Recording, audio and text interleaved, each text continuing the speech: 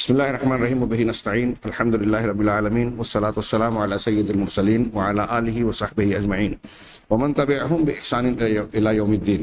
أعوذ بالله من الشيطان الرجيم. بسم الله الرحمن الرحيم. آمن الرسول بما أنزل إليه من ربه والمؤمنون كل آمن بالله وملائكته وكتبه ورسله لا نفرق بين أحد من رسله وقالوا سمعنا وأطعنا غفرانك ربنا وإليك المصير. سامعین کرام،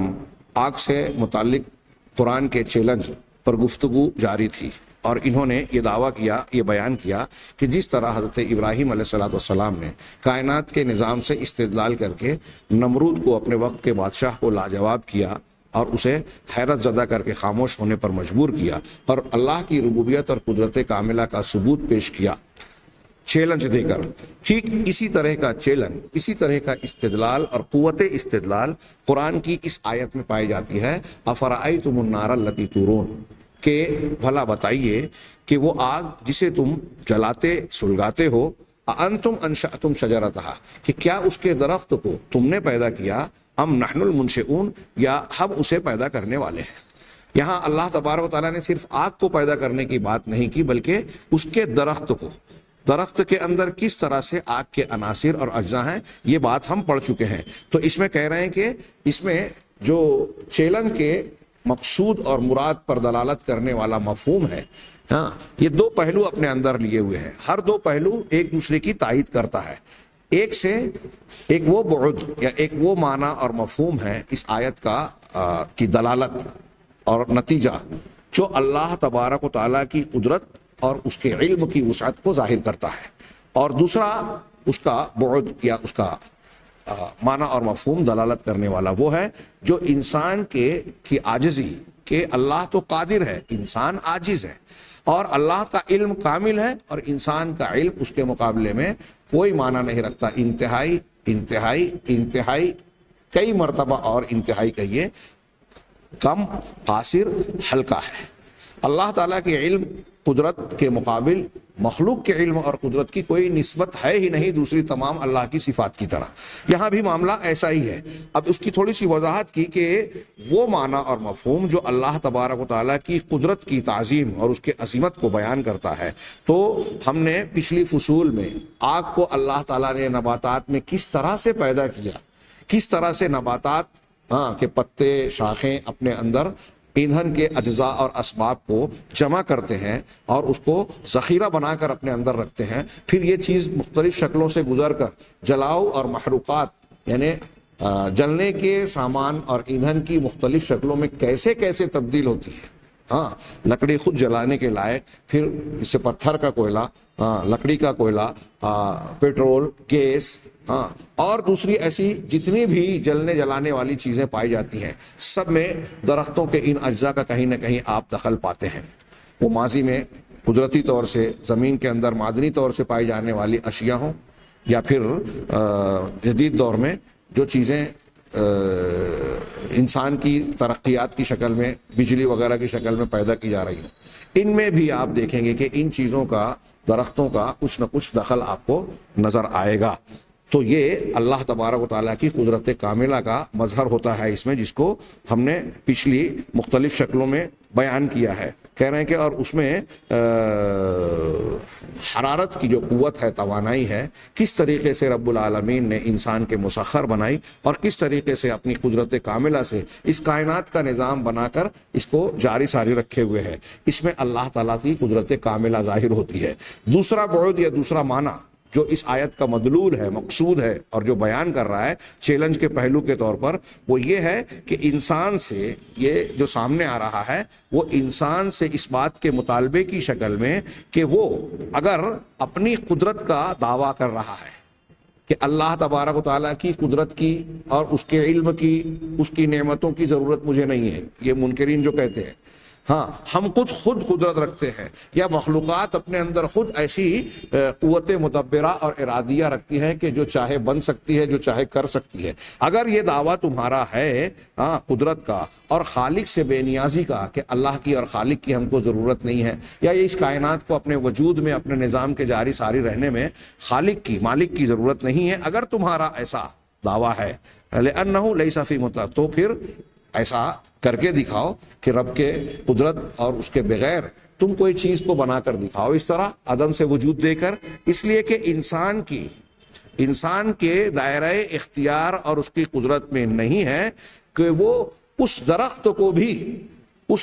کو بھی پیدا کر سکے جس کے اندر اللہ تبارک و تعالیٰ نے آگ کی توانائی اور طاقت کا خزانہ رکھا ہے.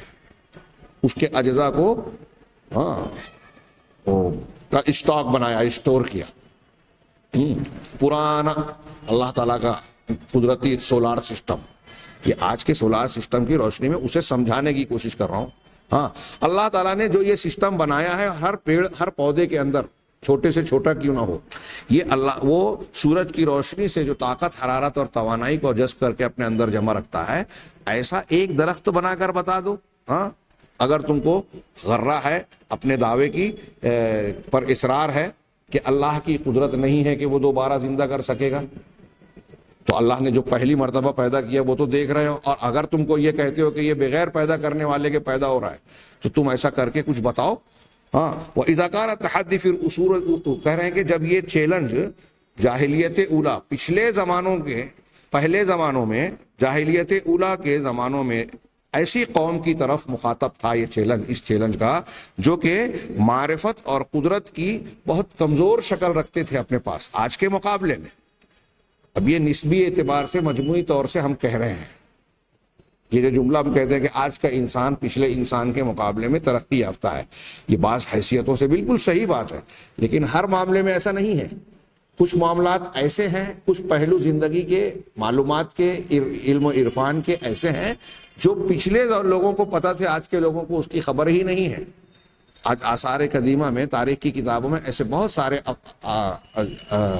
مقامات, چیزیں, مصنوعات کا تذکرہ موجود ہے, یا بعض چیزوں کو ہم دیکھتے ہیں جو پچھلے زمانوں میں بنا دی گئی ہے. آج کا انسان تمام تر آلات اور ترقیات کے ساتھ بھی اس کو بنا نہیں پاتا. اہرام مصر کے بارے میں کہتے ہیں, جو جدید دور کے محققین, ماہر سے ماہر انجینئرز, جرمنی کا ایک اعلیٰ ترین انجینئر کہتا ہے کہ مجھے نہیں لگتا کہ اہرام مصر کی تعمیر کرنے والے لوگ انسان رہے ہوں گے. یقیناً وہ کوئی ایسی مخلوق رہی ہوگی جن کو انسانی قوت سے زیادہ قوت حاصل تھی. یہ ایک انجینئر کہہ رہا ہے, کوئی جاہل عقیدت مند نہیں اندھی بنیاد پر. کیوں؟ اس لیے کہ اس کا کہنا ہے کہ آج کی جدید سے جدید انجینئرنگ اپنے تمام تر آلات کے ساتھ بھی اس طرح لائن اور لینتھ اور پختگی کے ساتھ تعمیر کرنے کی قدرت نہیں رکھتی. ایسا اہرام بنا نہیں سکتی جیسا ان لوگوں نے اس زمانے میں بنایا. ایسی اور بھی بہت ساری چیزیں ہیں. ہاں, قلعوں میں, آثار قدیمہ کے کھنڈرات میں, کہیں جیسے ہمارے یہاں حیدرآباد میں بولتے ہیں آواز کا سسٹم. آپ گیٹ میں داخل ہوں, ایک خاص دائرے میں کھڑے ہو کر آپ تالی بجائیے تو 480 فٹ اس سے کچھ کم زیادہ بلندی پر جو اس کا آخری سرا, اس تالی کی آواز وہاں جائے گی, اور وہاں بجائے ہوئی تالی کی آواز جائے. اس جگہ سے ہٹ کر آپ تالی بجائیں تو نہیں آواز جائے گی. یہ جو انہوں نے بنایا اس آواز کا سسٹم, اس کی تکنیک کیا ہے وہ آج کے سائنس والوں کو سمجھ میں نہیں آ رہی ہے. مصر کے لوگ ممیز کو جو محنت کر کے بناتے تھے, جس کو ممی کہتے ہیں انگلش میں, عربی میں محنت لاش, اس کو ٹیکنالوجی نہیں تھی. رشیا کے لوگوں نے لینن یا ان کے اپنے لیڈروں کی لاشوں کو محفوظ رکھنا چاہا تو پر ڈے جو ہے لاکھوں روبل خرچ ہوتے تھے. بعد میں اس کی لاش کو جو ہے ضائع کرنا پڑا, ابھی روس کے ٹوٹنے کے بعد, انقلاب کے اثرات کے خاتمے کے بعد. ہاں, یعنی موجودہ دور کے سائنس اور ٹیکنالوجی کے انسان کی جو اس سلسلے میں جو معلومات تھی, طریقہ کار تھا, وہ مصر کے پرانے لوگوں کے سلسلے میں ناکام تھی. ان کی بنا دی ہوئی ممی آج بھی ممیز محفوظ ہیں ویسے ہی ہے, اور ان کی جو ہے وہ خرچ کو مطالبہ کر رہی تھی جس کو بعد میں ضائع کرنا پڑا. ایسی اور بھی کتنی چیزیں ہیں, میں بھی بیان کروں تو ہمارا وقت اس میں چلا جائے گا.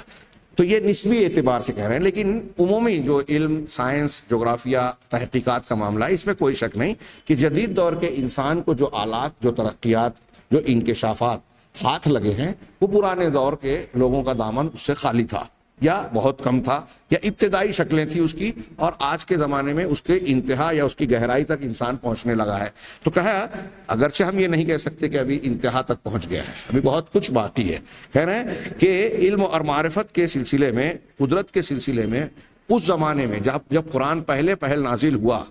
اس زمانے کے مخاطبین کے جاہلیت اولیٰ کے زمانے کے لوگوں کی معرفت، قدرت اور علم بہت کمزور پہلو کی تھی۔ اب رہا یہ جو حیران کر دینے والے انکشافات کا زمانہ آج کا، اور زبردست قسم کی مضبوط اور بھرپور ٹیکنالوجی کا زمانہ، جو کہ آج کی ترقیات کا اعلیٰ ترین مقام اور بلندی کہلاتی ہے۔ کہا ایسے دور میں قرآن کا یہ چیلنج جو ہے یہ اور زیادہ اہم، نازک اور خطرناک ہو جاتا ہے۔ کیا کہنا چاہ رہے ہیں یہ کہ بھئی پہلے کے زمانے کے لوگوں کو آپ اور ہم یہ کہہ لیں کہ ان کا علم کم تھا، اس لیے ان کے لیے چیلنج کا وہ معنی نہیں تھا، یا اتنی معنویت نہیں تھی، ان کے لیے بہت مشکل کام تھا، تو ٹھیک ہے۔ اب آج کا دور تو ایسا ہے نا کہ انسان کو دنیا کی ایک ایک چیز کو فوراً خون کس کا ہے ڈی این اے ٹیسٹ کر کے پورا بایو ڈاٹا کسی انسان کا جو ہے معلوم کر لیا جاتا ہے، کسی مخلوق کا۔ کسی نے دعویٰ کیا کہ یہ فلاں کا خون ہے، خون کا تجزیہ کر کے بتا دیتے ہیں کہ یہ اس کا خون ہے ہی نہیں۔ اور خون ہی کیا، بہت سارے ایسے اجزاء، ایسی چیزیں، وہ کاربو تحقیقات کس کو کہتے ہیں، ڈیٹا، کہ اس کی تحقیق سے پتہ چل جاتا ہے کہ کس درخت کی کتنے سال کی عمر ہے۔ زمین کے اندر دبا ہوا یہ درخت، ہر درخت سے اتنے مقدار میں آکسیجن کا، کاربن ڈائی آکسائڈ کا اخراج ہوتا ہے، اس درخت کے اندر اتنا کاربن ڈائی آکسائڈ ہے، اتنا اس سے خارج ہوا ہے، اس کا مطلب اتنا خارج ہونے میں اتنا وقت لگا ہوگا۔ اس بنیاد پر اندازہ لگایا جاتا ہے کہ یہ درخت اتنے ہزار سال، اتنے لاکھ سال پرانا دبا ہوا ہے۔ میں یہ نہیں کہتا کہ وہ 100% صحیح ہے، اس میں کئی گوشے ہو سکتے ہیں جو انسان کی تحقیقات میں کمی اور خامی کا باعث ہوں، لیکن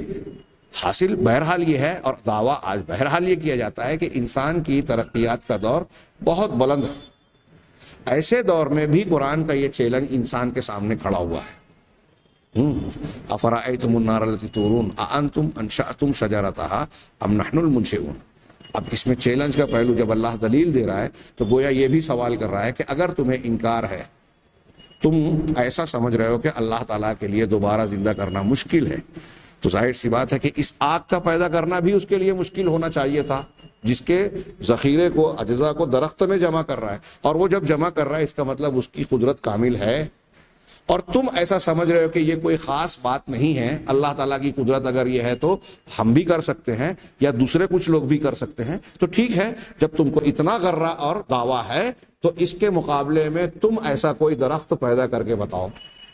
اللہ تعالیٰ کی طرح اس طرح کا کوئی نظام یا کوئی بدیل پیش کر کے بتاؤ جو قدرت کا اللہ تعالیٰ کے یہاں نظام جاری ہے، جس میں سے ایک یہ بھی ہے کہ وہ درخت کے اندر ایندھن کو، جلنے کی چیزوں کو اکٹھا کرتا ہے، آگ کو پیدا کرتا ہے، آگ کے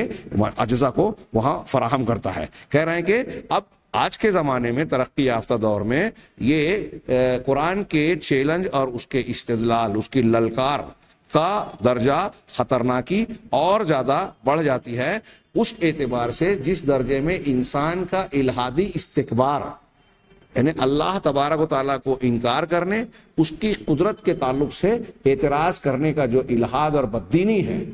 اور اس سلسلے میں انسان کا جو استکبار، تکبر اور اکڑ ہے، جب یہ بہت بڑھ گئی تو قرآن کا چیلنج بھی اس کے سامنے ویسے ہی بڑا ہو کر کھڑا ہے۔ الذی یعتمد علیہا، کہ وہ الہادی استکبار اور تکبر، گھمنڈ، جس پر انسان کو بڑا اعتماد ہے،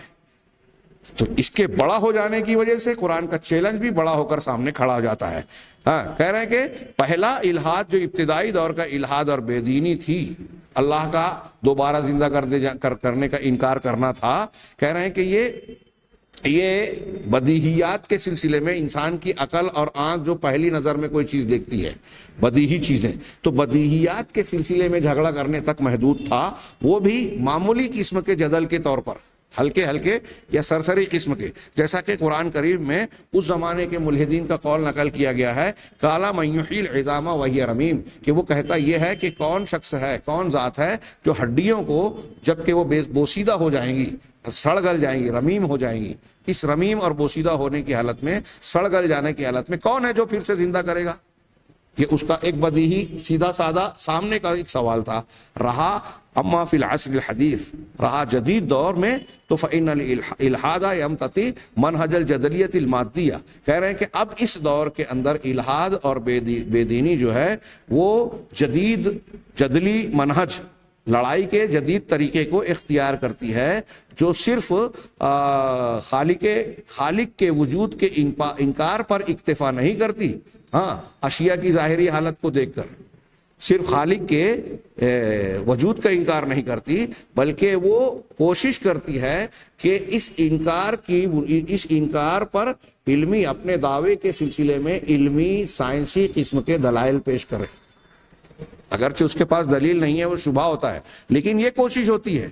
کہ دانشوری کا مظاہرہ کیا جائے اور علمی اور سائنسی دلیل کا ڈھونگ رچا جائے، پیش کیا جائے کہ دیکھیے ہم یہ جو کہہ رہے ہیں کہ دوبارہ انسان کو زندہ نہیں کیا جا سکتا، اس پر ہماری یہ عقلی یہ سائنسی دلیل دلالت کرتی ہے. ایسی کوشش کر رہی ہے جدید دور کی الہادیت. تو کہا وفی ذالک الغرض تسلق المادیہ، کہہ رہے ہیں کہ اس مقصد کے راستے میں جدید جدلیت جو ہے وہ ایک قسم کے مترادف قسم کے راستوں کو اختیار کرتی ہے. پہلا طریقۃ التحلیل العقلی، کہ عقلی تحلیل، عقلی تجزیے کا راستہ، ایک عقلی تجزیے کا راستہ اختیار کرتی ہے. دوسرے طریقۃ التخلیق الاصطناعی، کہہ رہے ہیں کہ ایک دوسرا طریقہ مصنوعی طور پر جو چیزیں بنائی جا رہی ہیں، کہ ہم کچھ چیزوں کو وجود دے رہے، مشینیں بنائی، روبوٹ بنایا، کمپیوٹر بنایا، کیلکولیٹر بنایا، موبائل بنایا، نیٹ بنایا، اس قسم کی چیزیں جو بنا رہا ہے انسان، تو اپنی خود ساختہ چیزیں مصنوعات کی بنیاد پر، وہ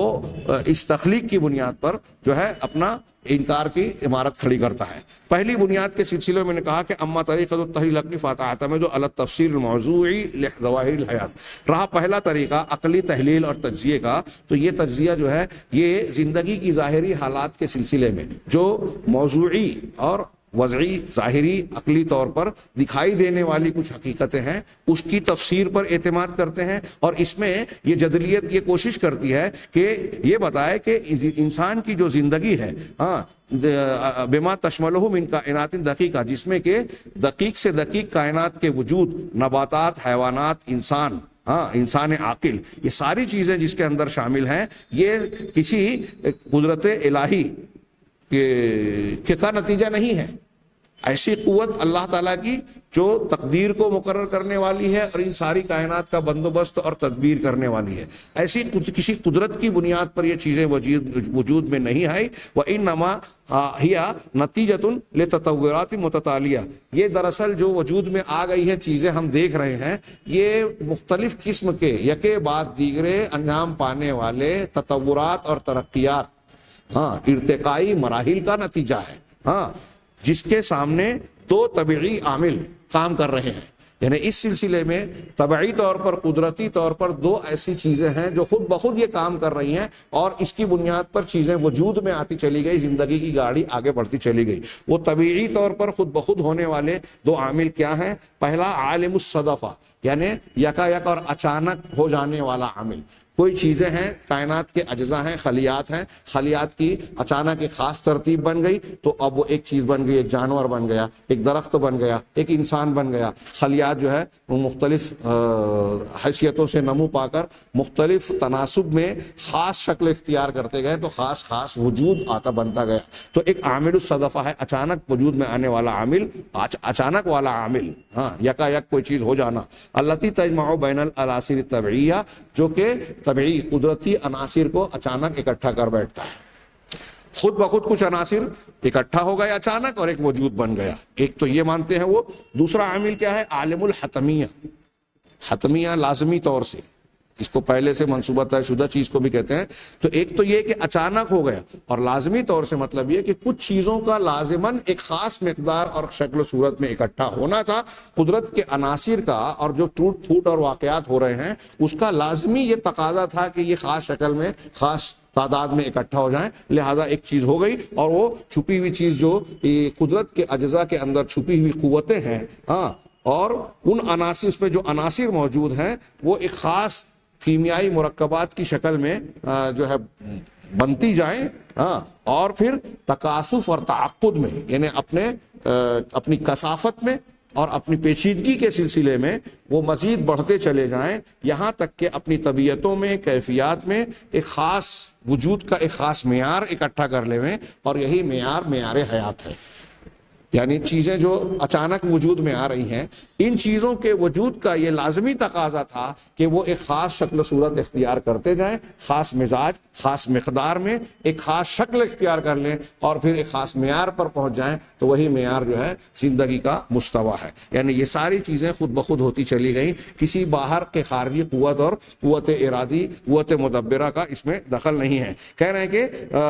تشمل هذه النظریہ کل ظواہر الحیات، یہ نظریہ زندگی کی جتنے موجودات اور ظواہر ہیں، مظاہر ہیں، ان تمام مظاہر اور شکل صورت کو گھیرے ہوئے ہے۔ یہ ان کا عقیدہ ہے، یہ نظریہ ہے۔ اب وہ زندگی کے مظاہر کیا ہے؟ نشو و نما پانا، تناسل، نسلوں کا سلسلہ چلنا، طاقت کو ذخیرہ بنانا، اور اس کو پھر زندگی کے وظائف کے سلسلے میں سرگرم عمل بنا دینا، یہ ساری چیزوں میں یہ عامل اثر انداز ہو رہا ہے، کام کر رہا ہے۔ کہہ رہے ہیں کہ وَلَعَلَّ ظَاهِرَ تَمْثِيلِ الْيَخْضُورِ الَّتِي يَتَمَيَّزُهَا بِهَا النَّبَاتُ، لیکن کہہ رہے ہیں اب آگے یہ کہہ رہے ہیں کہ جو تمثیل یخضوری ہے، سبز مایا کے ذریعے سے انجام پانے والا عمل، جو پیڑ پودوں کے اندر سورج کی شعاؤں سے جو ہے وہ آگ کا مادہ حرارت اور توانائی کو اپنے اندر جذب کرتا ہے دہن خلیہ کے ذریعے سے، ہاں، یہ تمثیل یخضوری جو ہے جس کے ذریعے سے نباتات دوسری مخلوقات سے الگ ہوتا ہے، کہہ رہے ہیں کہ علمی اور سائنسی اور تجرباتی میدان میں شاید کہہ رہے ہیں کہ یہ سب سے اعلیٰ